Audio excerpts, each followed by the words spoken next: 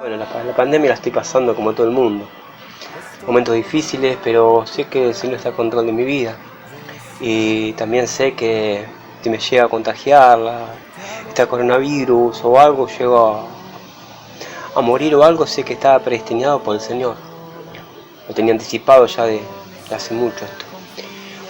Y sé a dónde voy también porque cuando acepté como Señor y Salvador de mi vida, Él escribió mi nombre en el libro de la vida. Así que confiado en el Señor en estos tiempos, sé que me sostiene en todo y está al control de mi vida siempre. Si bien hay circunstancias que uno puede pasar, ¿no es cierto? Pero la confianza está en el Señor. Acá hay un versículo de Isaías, capítulo 46, versículo 10, dice: yo anuncio desde el principio lo que está por venir, yo doy a conocer por anticipado lo que aún no ha sucedido. Yo digo, mi consejo permanecerá y todo lo que yo quiero hacer, lo haré. Cuando yo era chica y llegaban los virus, escarlatina, sarampión, paperas, polio, mi abuela me leía el Antiguo Testamento y calmaba mi ansiedad. También aprendía sobre el sufrimiento y la angustia del pueblo de Dios. Y terminábamos siempre nuestra charla con textos donde ella me mostraba que no estábamos solos. Dios, tú nos has sido refugio de generación en generación. Jehová es mi pastor, nada me faltará. Jehová esperanza mía y castillo mío. Nuestras lecturas preferidas eran los salmos. Hoy sé que el día a día no es como antes, que hay otros peligros y no solo son las enfermedades. Pero Dios es el mismo, hoy, ayer y por los siglos.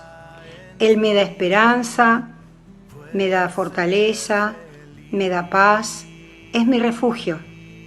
Y esto que estamos viviendo pasará, pero Dios Padre, Hijo y Espíritu Santo permanecerán a nuestro lado siempre.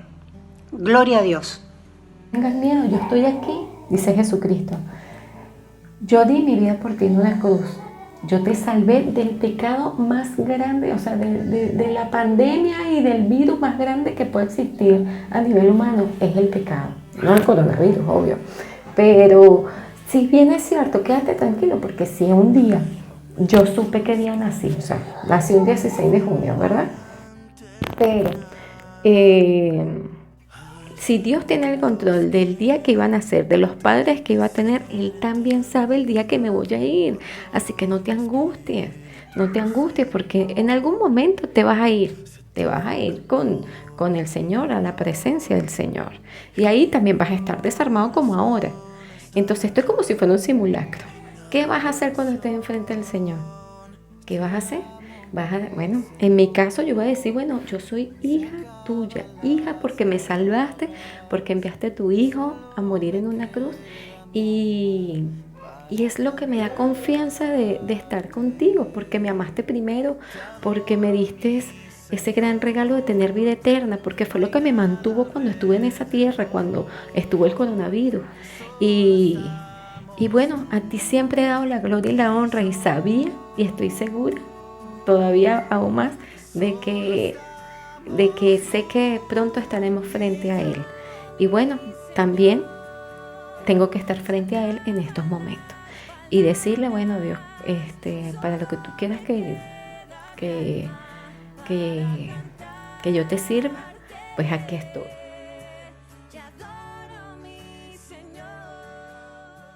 Palermo. En esta oportunidad quería trabajar algunas ideas relativa a esta situación que estamos viviendo de cuarentena y cómo nos afecta psicológicamente. Por supuesto que es una situación que nos va a afectar psicológicamente a todos, pero a cada persona lo va a afectar de manera diferente. ¿Y de qué depende eso? Depende de varios condicionantes. Por ejemplo, uno es cómo es cada persona, cómo es la historia de cada individuo, de cada ser humano, cómo se relaciona esa persona con la enfermedad. Eso es un aspecto. Otro aspecto tiene que ver también cómo nos encuentra esta cuarentena. Nos encuentra viviendo solos, acompañados, nos encuentra viviendo en una casa, en un departamento oscuro, que aprovecho el fin de semana o en momentos libres para poder salir, y ahora no puedo, o en un lugar donde tengo un espacio de esparcimiento. También va a depender mucho de la situación laboral, como si la persona tiene un trabajo estable y sabe que a fin de mes va a tener su sueldo y tiene la posibilidad de trabajar desde su casa, o que le paguen el sueldo de todas maneras, o alguna persona que no sabe si va a cobrar o no va a cobrar definitivamente, o tiene un negocio y ese negocio estuvo cerrado, y los recursos ve que van finalizando, entonces es la lucha contra la escasez. Todas estas situaciones van generando tensión en cada uno de nosotros. Creo que el denominador común es que esta situación nos genera ansiedad y nos genera incertidumbre, y cuanto más ansiedad tenemos, mayor es el grado de tensión, pero esa ansiedad va a depender de estos condicionamientos que nombré hace unos minutos, que no es lo mismo una persona que vive una situación o a otra situación.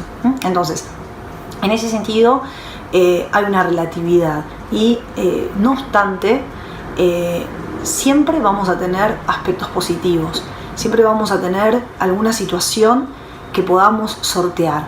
Jesús mismo dijo: en el mundo tendréis aflicción.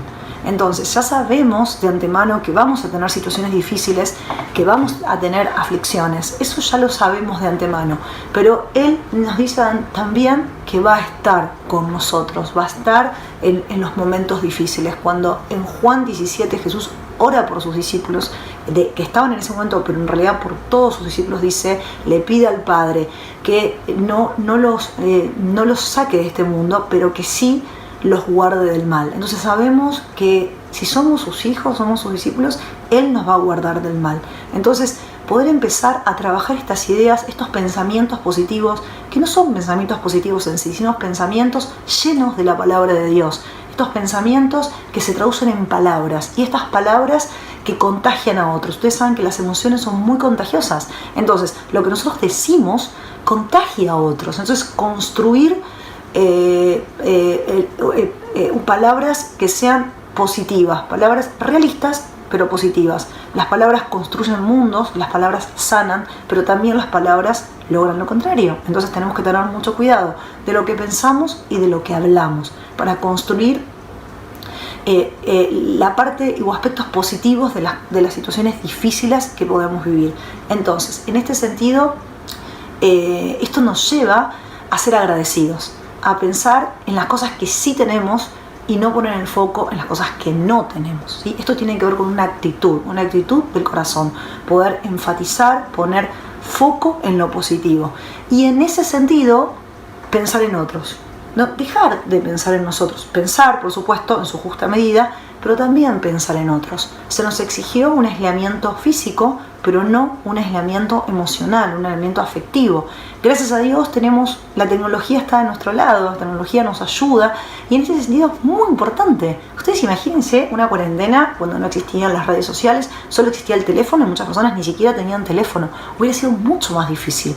Ahora tenemos la tecnología al alcance de nuestra mano y podemos optimizar las relaciones interpersonales y a veces maximizar, ¿por qué no?, a través de la tecnología, estar cerca de otros y ocuparnos de otros, desde todo lo que podamos, afectivamente, económicamente, ¿por qué no?, viendo la situación difícil que están viviendo algunas personas.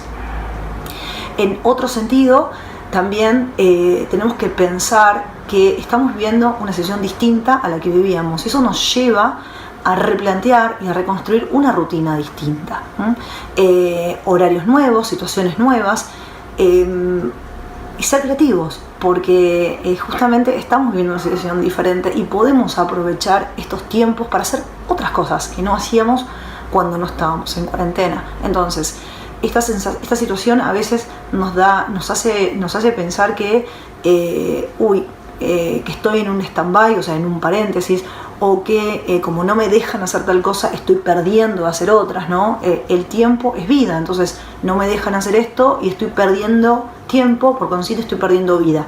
No, de ninguna manera. Vamos a aprovechar este tiempo para hacer otras cosas que no hacíamos. Y por otro lado, pensar, ok, bueno, ¿qué puedo hacer cuando esto termine? ¿No? Probablemente cuando podamos hacerlo, podamos volver a nuestra vida cotidiana, vamos a hacer las cosas que hacíamos, quizás otras, que ahora que estamos en esta restricción, nos damos cuenta que podríamos hacer. El ser humano, cuando tiene una restricción, renace el deseo, ¿no? Frente a la restricción hay deseo. Entonces, no podemos hacer esto, entonces empezamos con la posibilidad de ilusionarnos con hacer otras cosas cuando retomemos nuestra vida cotidiana, porque lo que sigue seguro es que nuestra vida cotidiana va a volver.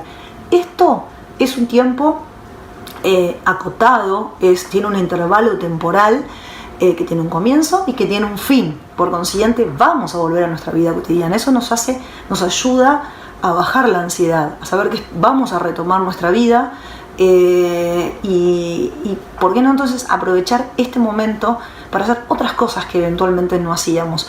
Porque vamos a volver a esa situación y eso nos hace ver el futuro con esperanza y nos hace ilusión decir qué cosas puedo planificar hacer cuando termine esta cuarentena.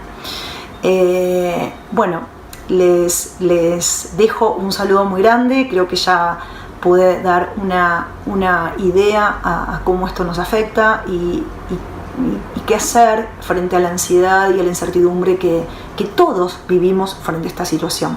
Tenemos que saber que Dios es soberano y Dios está en control de esta situación. Somos sus hijos, estamos bajo su cuidado y Él está permitiendo esta situación. Sabiendo que es así y recordando sus promesas en fe, podemos transitar esta situación de una manera diferente. Pensando en las cosas que queremos hacer, en las rutinas, crear nuevas rutinas, pero también pensar en el otro y estar cerca y ser solidarios. Les dejo un saludo muy grande, muchas bendiciones. Un día Jesús subió a una barca con sus discípulos y les dijo: vamos al otro lado del lago. Y mientras cruzaban el lago, Jesús se durmió.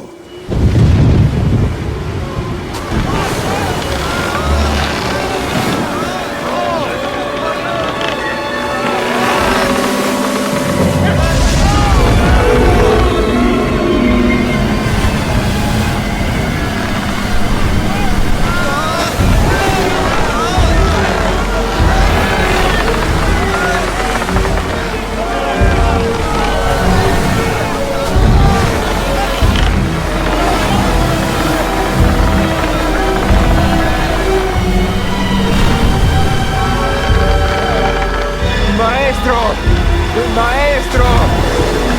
¡Despierta! ¡Nos hundimos! ¡Nos estamos hundiendo! ¡Señor, nos estamos hundiendo! ¡Sálvanos!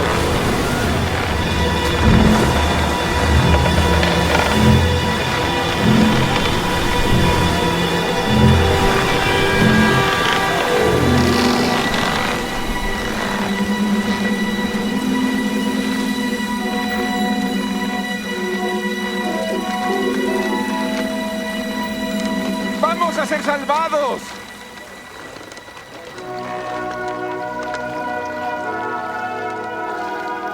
¿Qué pasó con su fe?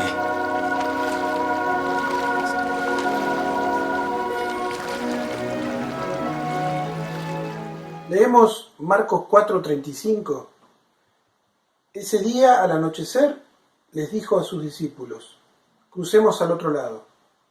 Dejaron a la multitud y se fueron con él en la barca donde estaba. También lo acompañaban otras barcas. Se desató entonces una fuerte tormenta y las olas azotaban la barca, tanto que ya comenzaba a inundarse. Jesús, mientras tanto, estaba en la popa, durmiendo sobre un cabezal. Así que los discípulos lo despertaron, gritando: «Maestro, ¿no te importa que nos ahogamos?». Él se levantó, reprendió al viento y ordenó al mar: «Silencio, cálmate». El viento se calmó, todo quedó completamente tranquilo. «¿Por qué tienen tanto miedo?», dijo a sus discípulos. «¿Todavía no tienen fe?». Ellos estaban espantados y se decían unos a otros: «¿Quién es este que hasta el viento y el mar le obedecen. Desde que el mundo existe, diversas catástrofes naturales han golpeado a la humanidad. Podemos pensar en huracanes, tsunamis, terremotos, erupciones volcánicas, plagas, pestes, inundaciones, sequías, epidemias.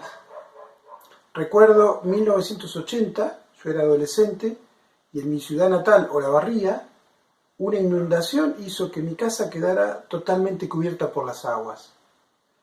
Y recuerdo en 1999, yo estaba radicado en Caracas, Venezuela, y fui testigo de la tragedia de Vargas, un estado que quedó sepultado porque por las copiosas lluvias, un río de lodo, de troncos, de rocas, bajó y destruyó casas y poblaciones enteras. Se estima 30.000 vidas que perecieron, desaparecieron. Nuestra filosofía apenas nos alcanza para intentar esbozar algunos argumentos, algunas ideas para explicar el porqué, pero es imposible saber por qué pasan estas cosas. Ahora, hay lecciones que podemos aprender. Y acá tenemos un relato de Jesús y sus amigos enfrentados a un fenómeno natural. Es verdad, no se trata de una catástrofe mundial como una pandemia, por ejemplo, pero sí, para ellos significaba una tragedia porque los puso cara a cara con la muerte inminente. El lago de Galilea es un mar de agua dulce que está a unos 100 kilómetros de Jerusalén. Tiene una extensión de aproximadamente 160 kilómetros cuadrados. Para los que conocen, en Buenos Aires la laguna de Chascomús son alrededor de 6 o un poco más lagunas juntas. Pero en algunos tramos tiene una profundidad de hasta 40 metros y está por 200 metros por debajo del nivel del mar. O sea que tiene una temperatura cálida. Pero como está rodeado por montañas, a veces recibe vientos fríos. Ahora, ese choque de masas de aire de distintas temperaturas produce un trastorno atmosférico que hace que ese lago, que en un momento parece un espejo, repentinamente se convierta en un lugar donde se desata una tormenta terrible. Y eso pasó en esta ocasión. Para los pescadores, los discípulos, resultó estar frente a una situación de vida o muerte. Ese fenómeno natural se transformó en una catástrofe para ellos. ¿Y qué aprendemos acá? Permitime sugerirte 3 ideas, porque sin duda esto se trata de una parábola de Jesús graficada con esta experiencia que vivieron. Jesús les está queriendo enseñar algo. Primero, quiero decirte que habrá tormentas. Habrá tormentas en tu vida, en mi vida. Ningún ser humano está exento de que la peor adversidad imaginable le sobrevenga. Jesús nunca prometió a sus seguidores que estarían inmunizados y vacunados contra los males de este mundo, de esta vida. Al contrario, Jesús les advertía constantemente a los suyos: en este mundo van a tener aflicción, van a ser perseguidos. Y si miramos la historia de estos mismos amigos que estuvieron acá en el barco con Jesús, años más tarde murieron, fueron perseguidos, fueron torturados, fueron martirizados y ejecutados justamente por creer en Jesús. La fe cristiana no te dice que no vas a tener problemas. Lejos está la fe cristiana de ese eslogan falso, mentiroso, que dice por ahí que hay que parar de sufrir porque Dios te da bienestar, te da prosperidad, te da salud siempre. No, va a haber tormentas, va a haber tormentas. Si leemos las cartas de Pedro, por ejemplo, alguien que estuvo acá en el barco, Pedro en sus cartas presenta prácticamente un manifiesto, un tratado sobre el dolor y el sufrimiento humano. Y Pedro te dice: vas a sufrir. Vas a sufrir. El punto no es si no vas o vas a sufrir. Vas a sufrir. El punto es que podés elegir sufrir por hacer lo bueno o sufrir por hacer lo malo. Ahora, Hay veces en que no sufrimos ni por hacer lo bueno ni por hacer lo malo, sino que somos víctimas de estas tormentas naturales, ¿no? Y la segunda idea que quiero dejarte es, habrá tormentas, Jesús está con nosotros en las tormentas. Dice Marcos que, versículo 36, también otras barcas acompañaban a la barca donde estaba Jesús. Todas las barcas sufrieron las tormentas, la de Jesús también. No es que la suya mágicamente cruzó al otro lado mientras las demás sufrían el viento. No, pero el plus que tenía la barca de Jesús era precisamente que Jesús estaba dentro. Y esa es la promesa que nos da el Evangelio, el cristianismo, el Señor Jesucristo. No es que no va a haber problemas, es que en medio de los problemas que habrá, que seguramente habrá, Él va a estar con nosotros. Su promesa es, yo estoy con ustedes todos los días hasta el fin. Él está con nosotros. Ahora, a veces parece que está dormido, como en este caso. Por eso los discípulos van y lo sacuden y con un poco de reclamo, ¿no? Les dicen, nos estamos ahogando, ¿qué te pasa? ¿No te importa? Pero quiero sugerirte que esa siesta de Jesús no significaba que a él no le importaba lo que pasaba, porque él estaba ahí, en medio de la tormenta. Lo que significa, lo que quiere el evangelista que escribe esto, dejarnos como contraste es, hay una tormenta, hay una dificultad, pero Jesús está sereno, nada lo pone nervioso porque Él está en control de toda situación. Así que Jesús se levanta, calma la tormenta, y un detalle interesante, fue mucho más difícil calmar a los discípulos que a la tormenta.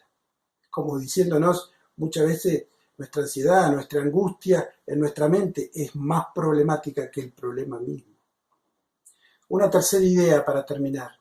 Dijimos que habrá tormentas, tenemos que estar siempre preparados, bien preparados, para lo peor que pudiera venir.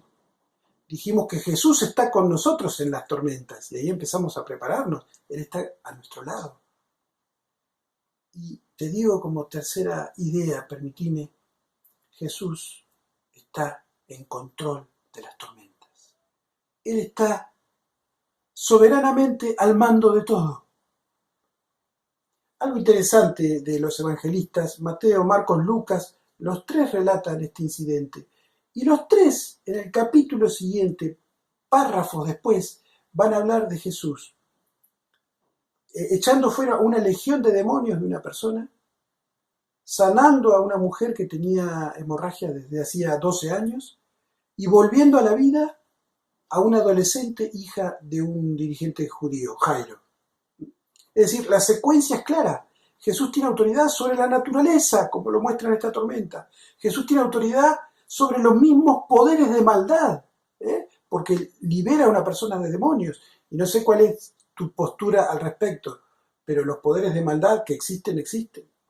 Jesús tiene autoridad sobre la enfermedad, la desdicha inexplicable de una señora que cargaba 12 años con una enfermedad. Y Jesús tiene poder y autoridad sobre la muerte misma, lo muestra al resucitar a esta adolescente. Jesús está en control. No solamente está con nosotros, sino está en control. Entonces, ¿por qué pasan estas cosas? Bueno,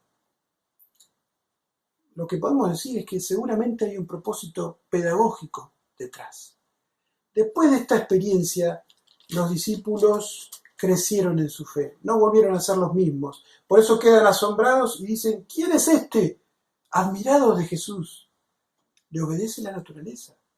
Tuvieron un encuentro con Jesús. Tuvieron una apreciación de una nueva faceta divina de la autoridad de Jesús. Y yo te quiero animar a que este tiempo de reclusión social, de pandemia, que para muchos es de pánico, de angustia, para vos sea un tiempo en donde puedas trabajar esto, de confiar en que Jesús está con vos y de ver a Él obrar por sobre la dificultad. El espanto económico que va a dejar esta situación, la a veces escasez de recursos, la propia posibilidad de que te enfermes o que pierdas un ser querido por la pandemia. Bueno, todo eso, detrás de todo eso, el Señor Jesús está con vos y el Señor está obrando para el bien nuestro. Entonces yo te animo a que en este tiempo agarres la Biblia, explores la fe cristiana y hables con Dios, con Jesucristo y le digas, quiero conocerte en medio de esta situación, en medio de la tormenta, quiero verte. Vamos a orar, vamos a decirle a Jesucristo unas palabras parecidas a esta, con tus propias palabras, decirle, Señor Jesús, creo en ti. Soy pecador, pero creo que viniste a la tierra para salvarme de mis pecados. Y me acerco a ti pidiendo tu perdón, pidiendo tu ayuda para creer más, y pidiendo que me ayudes a verte y conocerte en medio de la dificultad y la adversidad. Señor Jesús, creo que estás en control y que eres soberano y tienes autoridad sobre todo. Ayúdame a conocerte más y mejor. Amén. El texto empieza diciendo, crucemos al otro lado, y termina con los discípulos admirando a Jesús. Estamos cruzando, esto va a pasar. Pero mientras estamos en este cruce hacia el otro lado, que sea una experiencia donde conozcas al Jesús que está con vos, que tiene autoridad sobre toda situación. Que así sea.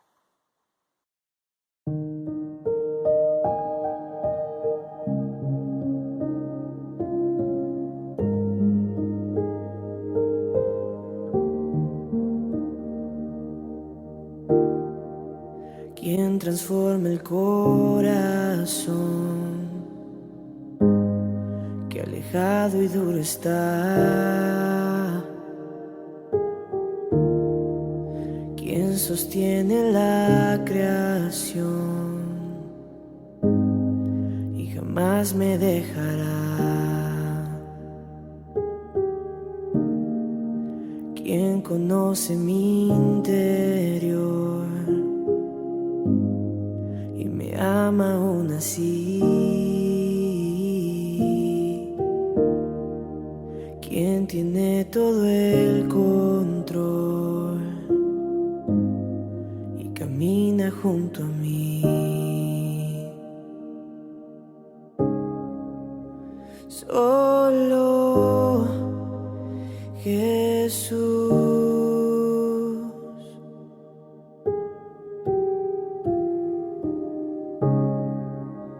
Solo Jesús.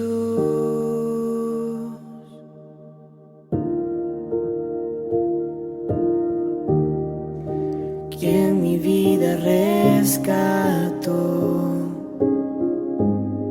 con su gracia me guió, quien murió por mí en la cruz, mi amor sin condición. Solo Jesús.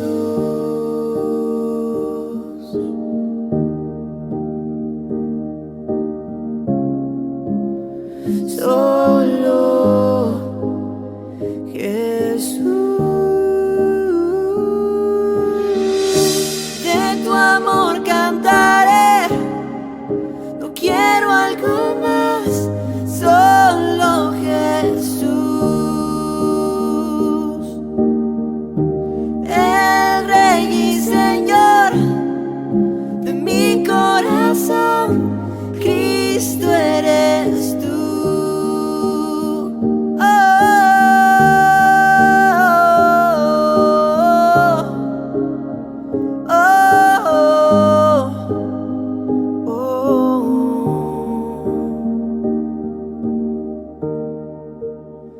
Mares rugirán, cielos brillarán, todo el mundo al Señor.